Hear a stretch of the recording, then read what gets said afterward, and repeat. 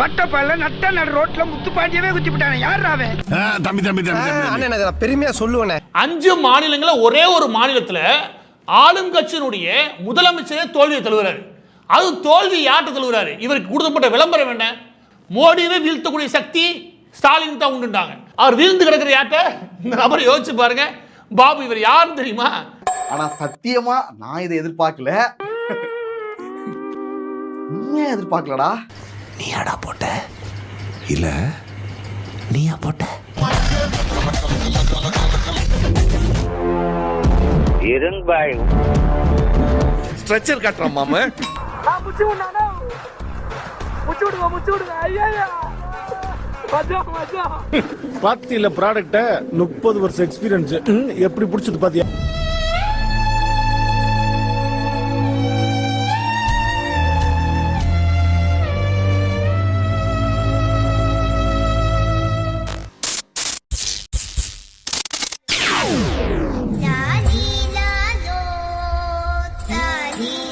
நீங்க என்ன சார் சொன்னீங்க? அதிலே நம்ம கொளத்தூர் என்னுடைய செல்ல குழந்தை முத்துவேல் கருணாநிதி ஸ்டாலினுடைய வெற்றி உறுதியா உறுதியா உறுதியா?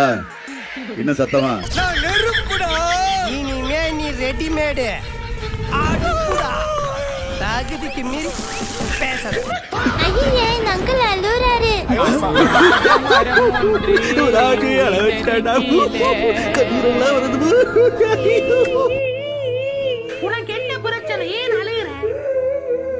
அதுலேயும் மற்றற்ற மகிழ்ச்சி என்ன அப்படின்னாக்க, இந்த தத்தி ஸ்டாலின், அயோக்கிய பய ஸ்டாலின், இந்த இன்னும் ஒரு படி மேலே போய் சொல்கிறேன், அயோக்கிய ராஸ்கல் ஸ்டாலின் தோற்று போனதில் எனக்கு வந்து மற்றற்ற மகிழ்ச்சி.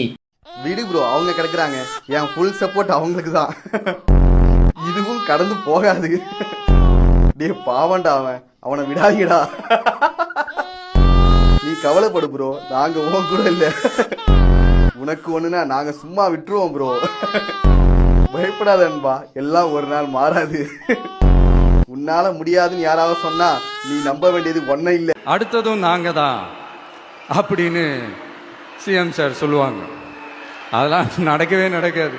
2வது முறை வந்ததெல்லாம் சரித்திரமே கிடையாது. ஆனானப்பட்ட அவங்க அப்பாவாலே முடியல.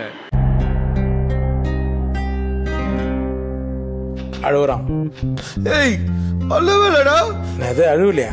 கண்ணீர் ஒழி பேண்ட்டுக்குள்ள போயினுக்குது, அழுவலன்ற. கபர், you cried, it's over. Don't fool around. ஏய் இல்லடா. அழுவலன்னு அழுவாத கபர். என்னடா நீ இப்படி அடம் பிடிக்கிற? நீ கடாமா. நானும் பழிக்காத மாதிரியே எவ்வளவு நேரம் நான் அடிக்கிறது.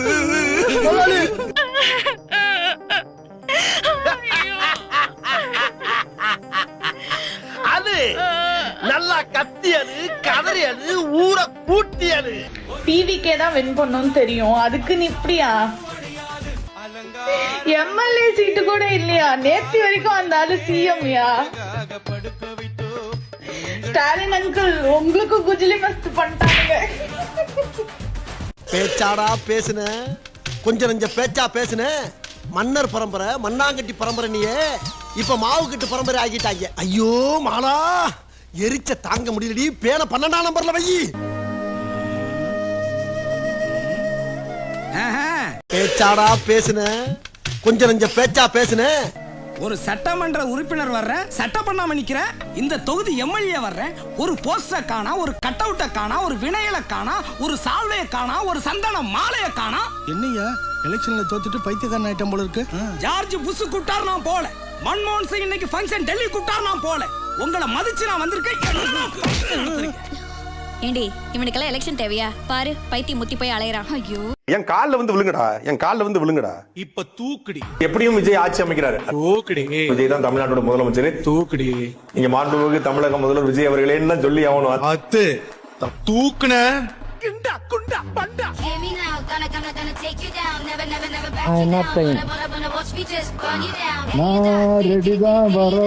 திரு விஜய் அவர்களுக்கும் என்னுடைய மனமார்ந்த வாழ்த்துக்களை தெரிவித்துக் கொள்கிறேன். இப்போ இந்த தோல்வி அடைஞ்சது உங்களுக்கு எப்படி இருக்கு?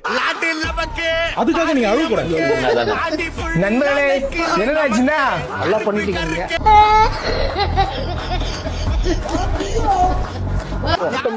ஓட்டா மாறாதுங்கிற கண்டிப்பா மாறாது.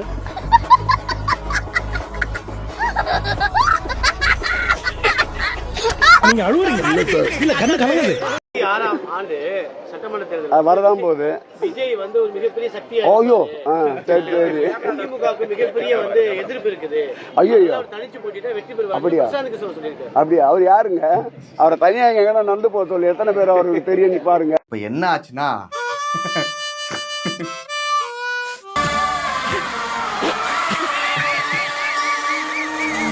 திமுகவுக்கு இவ்வளவு பெரிய தோல்வி ஏற்பட்டதற்கான அடிப்படையான காரணங்கள் என்ன? கட்டமைப்பு கடந்து, கூட்டணி கடந்து வேற ஏதாவது காரணங்கள் இருக்கா? ஆணவம், அகங்காரம், மக்களை குறைச்சி மதிப்பிட்டது, எதிரிகளை குறைச்சி மதிப்பிட்டது, கண் கெட்ட தூரம் வரைக்கும் எதிர்க்கட்சிகளும் இல்லை, எதிரிகளும் இல்லை, யாருமே இல்லை அப்படின்ற ஒரு மனோபாவத்தோட செயல்பட்டது. நிறைய கருத்து கணிப்புல டிஎம்கே தான் ஆட்சி அமைக்கும்னு சொல்லியிருந்தாங்க. ஆனா ஒரே ஒருத்த மட்டும் சொல்லியிருந்தான், ஆக்சிஸ் மை இந்தியா. அவனுக்கு வந்து டிவிக்கு 98 இருந்து 120 சீட்ஸ் வரைக்கும் கிடைக்கும் சொல்லியிருந்தாங்க. எல்லாருமே இதுதான் ட்ரோல் பண்ணியிருந்தாங்க.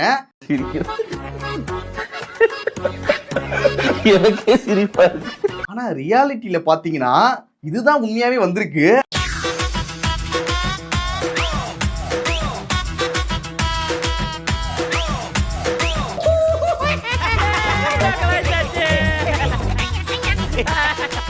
இதத்தானே படிச்சு படிச்சு சொன்ன. யார் கேட்டீங்க? எப்பவுமே ஏன் ஜட்ஜ்மெண்ட் தான் சார் கரெக்ட். யாருக்கெல்லாம் வாக்களித்தோமோ, வாக்குகளை கொடுத்தோமோ அந்த வாக்குகளை திருப்பி நிறைவேற்றுங்க அப்படின்னு சொல்லும்போது அதை துச்சமாக மதித்து அதிகாரிகள் ஆணவ போக்குடன் நடந்து கொண்டது. அதில் அரசு ஊழியர்கள், ஆசிரியர்கள், செவிலியர்கள், தூய்மை பணியாளர்கள், துப்புரவு தொழிலாளர்கள், இந்த மாதிரி லிஸ்ட் வந்து நீண்டு கொண்டே போகிறது. காவல்துறையினர் எல்லாருமே வந்து திமுக அரசுக்கு எதிராக திரும்பி இருக்கிறார்கள்.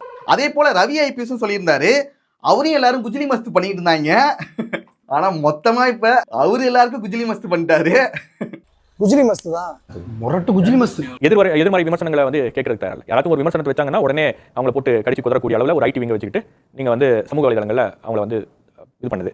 ரெண்டாவது, விஜய் வந்தா என்ன, விஜயகாந்த் வந்தா என்ன, யார் வந்தாலும் நம்ம சமாளிச்சிட்டோம், மக்களை காசு கொடுத்தா ஓட்டு போட போறாங்க அப்படின்னு கோடிக்கணக்கான ரூபாயை வந்து நம்ம எலெக்ஷன்ல காசை கொண்டு போய் இறக்கணும்னா மக்கள் வாக்களித்து விடுவார்கள் அப்படின்ற அந்த நம்பிக்கை, இது எல்லாமே வந்து பொய்யாக போயிருக்கிறது. இது எல்லாமே அவங்களுக்கு நேர் எதிராக மாறி இருக்கிறது அப்படின்றது தான் வந்து இந்த தேர்தல் முடிவுகளுக்கு இதான் முக்கியமான காரணம் அப்படின்னு பாக்குறேன். ஒரு உண்மையான ஒண்ணு சரிங்க எல்லாரும் விட்டு விட்டு விட்டு விட்டு போறல விட்டு போ போ. தளபதி தளபதி தளபதி தளபதி நாங்க எங்க மேட்சை தோத்தோம் தெரியுமா? இங்க.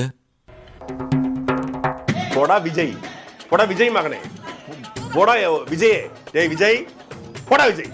இவர் விஜய் ஐயோ டேய், அவன் தான்டா இன்னைக்கு பெரிய வேலை பார்த்து விட்டு போயிட்டான். நான் கூட காரைக்குடியில வந்துட்டு சீமான் அண்ணன் ஜெயிச்சுவான்னு தான் நினைச்சேன். மற்ற இடங்களோட அந்த ஒரு தொகுதியில் ஜெயிச்சு சட்டமன்றத்தில் அவரோட குரல் கேட்கும் அப்படிங்கிற ஒரு நம்பிக்கை இருந்துச்சு. நடக்கல. அப்பா எல்லாத்தையும் மாத்திட்டாரு. இப்போ நான் கேங்ஸ்டர். அதே கேரேஜ் ஏண்டி எதுவுமே மாறல? சேனலும் மாறல, நம்ம வாழ்க்கையும் மாறலடா. எந்த நியூஸ் சேனல்ஸ்லயும் கவுண்டிங் மாறாம ஒரே நம்பர்ல இருக்கிறது நீ மட்டும் தான்டா. ஆமா உண்மைதான். நானும் வந்துட்டு சன் நியூஸ் பார்த்தேன், புதிய தலைமுறை பார்த்தேன், பாலிமர் பார்த்தேன், அப்புறம் வந்து நியூஸ் 7 அப்படி இப்படி நிறைய சேனல் பார்த்தேன். அதுல எல்லாத்துலயும் வந்து மற்ற கட்சிகளோட கவுண்டிங் வந்து மாறிக்கிட்டே இருந்துச்சு. ஆனா என்டிகேக்கு மட்டும் கடைசி வரைக்கும் அந்த 0வை மாறவே இல்லடா. நீங்க எல்லாம் இவரை இவ்வளவு அவமானப்படுத்தியும் அவர் எல்லாத்தையும் சகிச்சுக்கிட்டு இங்க இருக்காரு. ஏன் தெரியுமா? காசு, பணம், துட்டு. அப்போசிஷன்ல டிஎம்கே உட்காரும்போது அது எவ்வளவு டேஞ்சரஸ்னு உங்களுக்கு இனிமேதான் புரிய போகுது. என்ன போனோம், என்ன பண்ணணும், என்ன மேட்ரு வேணும்? பயப்படணுமா? பயம் வரலையடா. முகரைய பார்த்தா பயம் வரமாட்டேங்குது. என்னப்பா ஜூலியா காணோன்னு காணவில்லை போஸ்டர் எல்லாம் ஒட்டிக்கிட்டு இருக்கீங்க? எங்கேயும் போலப்பா, இங்கதான் இருக்கிறேன். நீ இங்கதான் இருக்கியா? ஒரு விஷயம் உங்களுக்கு புரியல, அரசியல்ல நிரந்தர வெற்றியும் கிடையாது, தோல்வியும் கிடையாது. செய்யறது செஞ்சு போட்டு எப்படி சமாளிக்கிறான் பாரு. இந்த ஒரு விஷயத்துக்காகலாம் துவண்டு ஆஃப் ஆகி போய் உட்காந்துருவோம்லாம் நினைக்காதீங்க. நாங்க ஜெயிச்சு உட்கார்ந்ததை விட அப்போசிஷன்ல உட்கார்ந்தது தான் ஜாஸ்தி. வந்தாப்புல முடிச்சு நாங்கன்னு சொல்லிட்டு இருக்கிறையே, நீங்க எத்தனை பேர் இருக்கீங்க? இப்பதானே நீங்க ஃபர்ஸ்ட் டைம் வந்திருக்கீங்க. அப்போசிஷன்ல டிஎம்கே உட்காரும்போது அது எவ்வளவு டேஞ்சரஸ்னு உங்களுக்கு இனிமேதான் புரிய போகுது. எல்லாம் பார்த்தாச்சு சார், எல்லாம் பார்த்தாச்சு. அண்ட் சண்டை செஞ்சே பழகுனா நாங்க, அதனால எந்த சண்டையா இருந்தாலும் நாங்க ரெடி. வாங்க களத்துல சந்திப்போம். போடா, வாய் கீழே போய் பேச்சன்னு பாட்ட மாட்டேங்கிறா பாரு. இனிமேதான் ஆட்டம் இன்னும் சூப்பரா சூடு பிடிக்க போகுது. பாரியா பாரி, நான் பேச்சு பேசுறாயா பாரு முருகா, நீயா